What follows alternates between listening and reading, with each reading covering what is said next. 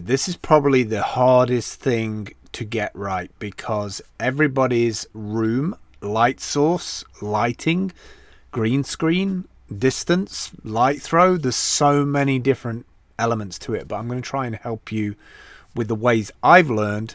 And once you find that perfect setting, you just need to set it before you start streaming. You should be good to go. You won't need to change it as long as your environmental light doesn't change very much. Most streamers that I've seen have a dedicated studio space. The lighting obviously changes if you have like windows that are fully open most of the day, so you have to kind of take that into account. I kind of work from a darkened space and then light the space from then. And then what I do is I use this Logitech Brio control. So it's like a control panel for the camera. And you'll notice that I've taken the brightness down to 40%, the contrast to 45%, the color intensity I've knocked off to 38%. And then instead of the auto white balance ticked, I've actually got this set at 5592. Now I want to set it at 5600, which is daylighter bulbs. These are LED daylighters. They're absolutely amazing.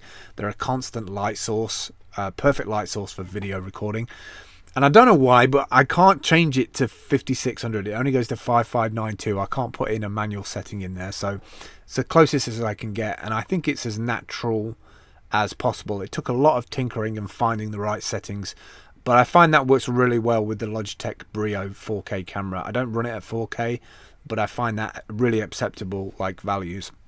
And then your mileage might vary on the autofocus as well, because sometimes it goes in and out of focus. So once you've got this set, you might want to turn that off so that the camera doesn't kind of keep on searching looking for a shot. If I move my hand in, like, you'll notice that it'll just stay like this, whereas if I have autofocus, chances are if I'm like moving in and out, like, it might focus, but sometimes it loses its focus.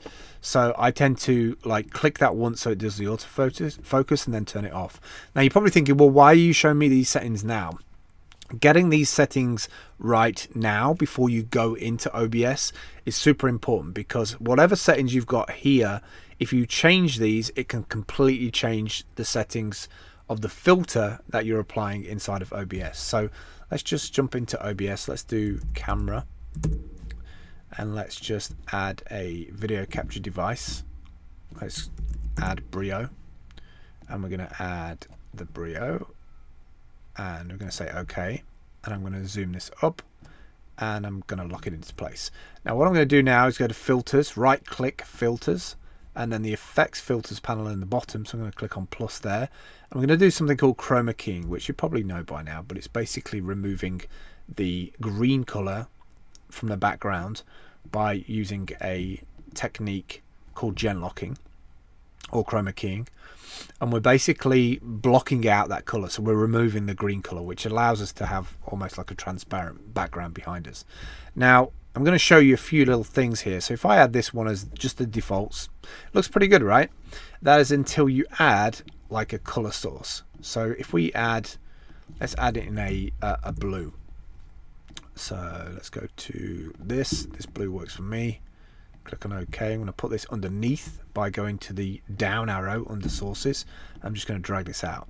Now you'll see that one of the biggest problems we've got is we've got this little area over here, and it's all like moving and whatever. That's because of the light and the shadows. So as I move forward, you see that it gets worse, and that's because these two lights that are firing backwards are great, but what I really need is a third light above to fire down, because if I move back, those shadows get less and less and less. So you've got to try and find your sweet spot.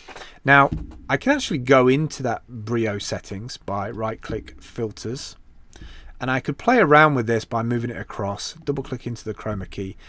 Look what happens when I change the similarity. So you can see we can go back to the green level. You can see where the dark areas are. Those are the things that you got to try and concentrate on. Now you can fix a lot of that in here, but you'll notice that whenever you increase this similarity, that it affects something elsewhere. You can see like it goes white, right? And wherever, also remember, don't wear green. You'll just disappear. Maybe you want that look, but so that's pretty damn good actually. Those settings that I've got there. You can do things like smoothness, which, you know, you can improve the edging around your subject, and then you can also play around with this no spill. You can look very ill very quickly. I tend to reset that to 0. You can also change the opacity, so if you just want it to be like subtle, maybe you could build something in that slowly over time just brings it to fully opacity. You can change the contrast of it, so you can make it brighter or darker. But one of the things I really like the most is the brightness and gamma settings, because you can really fine tune the look, the styling that you're going for, if you're going for something like really gritty. But the majority of the things will be the similarity bar. Also, what I will say is this bar is very savage with the amount of like numbers that you put. So like just moving it a little bit, like those 5 or 6 can make such a difference. So it's probably a good idea to type in the number and just try it in increments of 2 or 3. But once you find your settings, you should be good to go. I mean, that was literally a couple of minutes to get it going. How many minutes was that? Like 5 minutes to get that from that.